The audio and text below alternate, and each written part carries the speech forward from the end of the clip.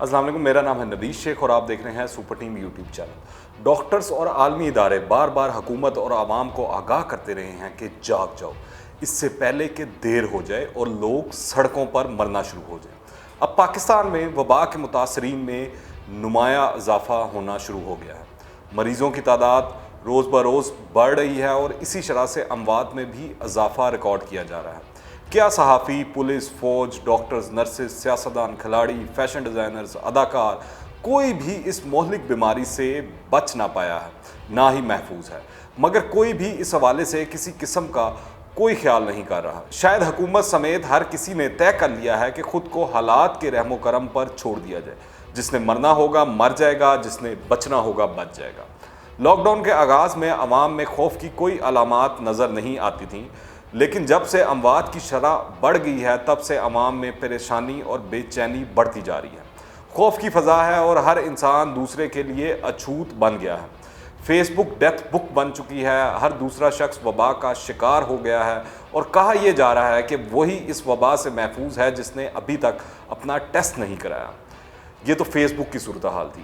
یہ صورتحال اچانک پیدا نہیں ہوئی، مگر ہمیں اس کا پہلے سے علم تھا اور ماہرین بار بار یہ کہہ رہے تھے کہ اگر لاک ڈاؤن مؤثر نہ ہوا تو آنے والے دن مشکل ہوں گے۔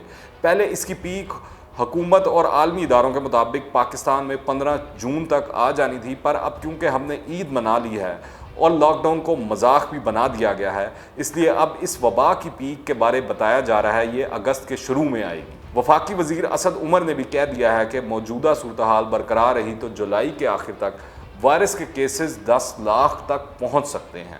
مزے کی بات یہ ہے کہ چند دن قبل یہی ارسطو یعنی اسد عمر صاحب ٹریفک حادثات کے اعداد و شمار بتا کر یہ ثابت کر رہے تھے کہ ان دنوں وبا کے کیس ٹریفک حادثات سے کم تھے، مگر اب خود ہی اعداد و شمار بتا کر سب کو حیران و پریشان کر دیا ہے انہوں نے۔ اس سے زیادہ بڑی نااہلی کی اور کیا مثال ہوگی، مگر حکومت اب تک باضد ہے کہ لاک ڈاؤن نہیں کریں گے۔ ایسا لگتا ہے لاک ڈاؤن حکومت کی چڑ بن گئی ہے۔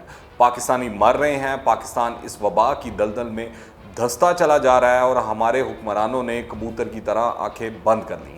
مزید جاننے سے پہلے اگر آپ نے ابھی تک اس چینل کو سبسکرائب نہیں کیا ہے تو اس چینل کو سبسکرائب کریں، بیل آئیکن کو پریس کریں تاکہ تازہ ترین اپڈیٹس اور نئی ویڈیوز آپ کو بر وقت ملتی رہیں۔ جن لوگوں وزراء، صوبائی اور وفاقی حکومت کا خیال ہے کہ لاک ڈاؤن کا کوئی فائدہ نہیں، یا جن کا ماننا ہے کہ ترقی یافتہ ممالک بھی مجبور ہو کر لاک ڈاؤن کھول رہے ہیں، وہ سب غلط سوچتے ہیں۔ ان سب کو غلط بریف کیا جاتا ہے یا پھر ان کی دنیا میں ہونے والی ریسرچ یا حالات پر بالکل بھی نظر نہیں ہے۔ حقائق یہ ہیں کہ آج دنیا بھر میں سخت لاک ڈاؤن پالیسی بالکل صحیح ثابت ہو چکی ہے۔ امپیریل کالج لندن کے ماہرین کے مطابق اگر دنیا کے ممالک سخت لاک ڈاؤن نہ کرتے تو کم از کم 7 کروڑ لوگ اس وائرس کا شکار ہو جاتے۔ صرف یورپ کے 11 ملکوں میں کیے جانے والے لاک ڈاؤن سے براہ راست 31 لاکھ لوگ موت سے بچے ہیں، جن میں 5 لاکھ برطانوی شہری بھی شامل ہیں۔ اسی طرح برکلے یونیورسٹی کیلیفورنیا کے مطابق اگر سخت لاک ڈاؤن نہ ہوتا تو چین میں 28 کروڑ 50 لاکھ، کوریا میں 3 کروڑ 80 لاکھ، اٹلی میں 4 کروڑ 90 لاکھ، ایران میں 5 کروڑ 40 لاکھ، فرانس میں 4 کروڑ 50 لاکھ اور امریکہ میں 6 کروڑ لوگ وبا کا شکار ہو جاتے۔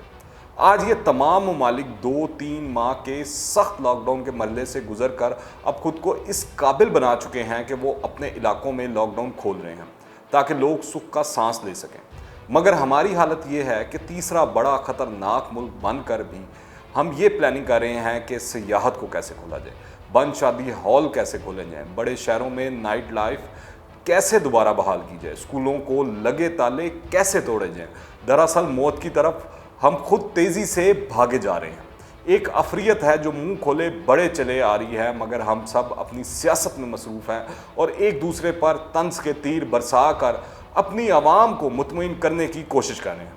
اللہ ہی بہتر جانتا ہے کہ اصل میں اس وبا سے کتنے انسان جان کی بازی ہار چکے ہیں، کیونکہ ابھی تک سرکاری اعداد و شمار پر ہی بھروسہ کیا جا رہا ہے۔ اب ان اعداد و شمار پر بھی سوالات اٹھنے شروع ہو چکے ہیں۔ ہم وہ بدقسمت قوم ہیں کہ جہاں روزانہ 100 جنازے اٹھنا شروع ہو گئے ہیں اور ہمارے حکمران اس بات پر دست و گریباں ہیں کہ پرفارمنس کس کی اچھی رہی، سندھ بازی لے گیا یا وفاق جیت گیا۔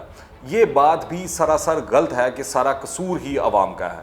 ہماری عوام یہ احتیاطی تدابیر اختیار نہیں کر رہی۔ हुकूमत तो सिर्फ पॉलिसी दे सकती है, SOPs बना सकती है, अमल करना अवाम का काम है। ये सरासर गलत फहमी और नाअहली वाली बात है। कहने का मकसद ये है कि SOPs पर अमल दरामद करवाना हुकूमत का काम है, वरना फिर ये हुकूमत किस चीज़ की? सिर्फ ट्वीट करने के लिए या प्रेस कॉन्फ्रेंसेस करने के लिए तो हुकूमतें नहीं होती।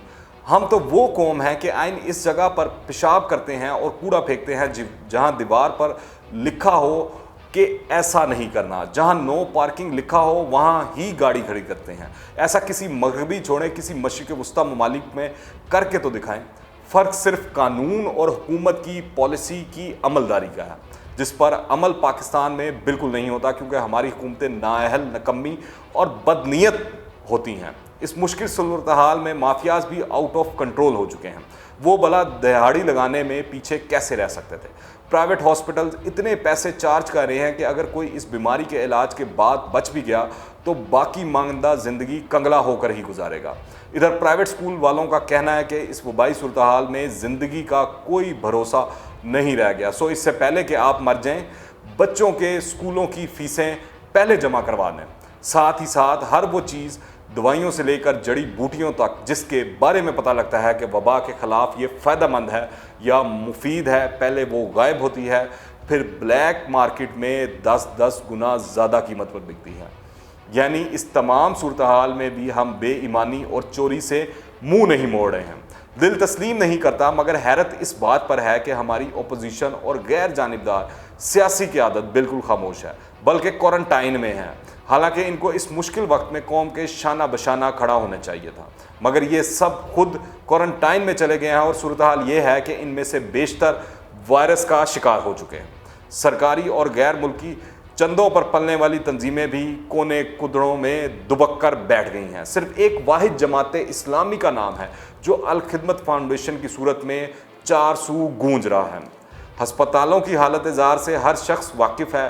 बीमारी को दूर करने के लिए दवाएं और जदीद मशीनरी सिरे से ही गायब है। इसके साथ डॉक्टर्स और नर्सेज खुद इस बीमारी में मुब्तला हो रहे हैं। अब तो डर पैदा होता जा रहा है कि जितनी तेज़ी से डॉक्टर्स इस बीमारी में मुब्तला हो रहे हैं, आने वाले दिनों में मरीज़ों को देखेगा कौन? बेशुमार मरीज़ इलाज के लिए हॉस्पिटल के चक्कर लगाते हैं, लेकिन इन्हें सहूलियात मुयस्सर नहीं, वेंटिलेटर्स खाली नहीं हैं और इनकी तादाद भी कम है। यहाँ पर इस बात की निशानदही भी ज़रूरी है कि वायरस से हलाक होने वालों में बहुत सारे ऐसे लोग भी शामिल हैं जो अपनी फैमिली का वाहिद सहारा रहे हैं, जिनके बाद इनके ख़ानदान वालों को शदीद माशी मसाइल का सामना दरपेश है। मौत ने लोगों के दरवाज़ों पर दस्तक दे दी है। हॉस्पिटल्स लाशों से भर रहे हैं। लोगों को तिब्बी सहूलियात ना मिलने की शिकायत की भरमार है। चारों जानिब मौत का सन्नाटा तारी होना शुरू हो चुका है, लेकिन इस सन्नाटे और खौफ के बावजूद भी हुकूमत खामोश तमाशाई है। अभी भी दुनिया के लातदाद ममालिक में सख्त लॉकडाउन जारी है, क्योंकि वबा से बचने की यही एक तदबीर थी। अगर ये नज़र दौड़ाएं तो पूरी दुनिया के ममालिक सख्त लॉकडाउन पर अमल करने के बाद अपनी अक़वाम को अब महफूज बना चुके हैं और वो लॉकडाउन ख़त्म कर रहे हैं, जबकि हमने गलत मलत पॉलिसीज़, सख्त लॉकडाउन और सॉफ्ट लॉकडाउन से पूरी पाकिस्तानी कौम को कंफ्यूज करके वबा के दलदल में धकेल दिया है। हमारी हुकूमत भी अजीब हुकूमत है कि जब चंद सौ केसेस थे तो लॉकडाउन कर रहे थे, और अब जब रोज़ाना हज़ारों केसेस हो रहे हैं और सैकड़ों अमवात हो रही हैं तो लॉकडाउन का नाम सुनने को तैयार नहीं है। जबकि हमारे वज़ीर आज़म कप्तान इमरान खान साहब कहते हैं कि डरना नहीं है। अगर आपने अभी तक इस चैनल को सब्सक्राइब नहीं किया है तो इस चैनल को सब्सक्राइब करें, बेल आइकन को प्रेस करें ताकि ताज़ा तीन अपडेट्स और नई वीडियोस आपको बर वक्त मिलती रहें। अगर ये वीडियो पसंद आए तो लाइक करें और ज़्यादा से ज़्यादा शेयर करें। कमेंट्स में अपनी राय लाजमी दीजिएगा। दुआओं में याद रखें। अंटिल द नेक्स्ट टाइम, अल्लाह हाफिज़।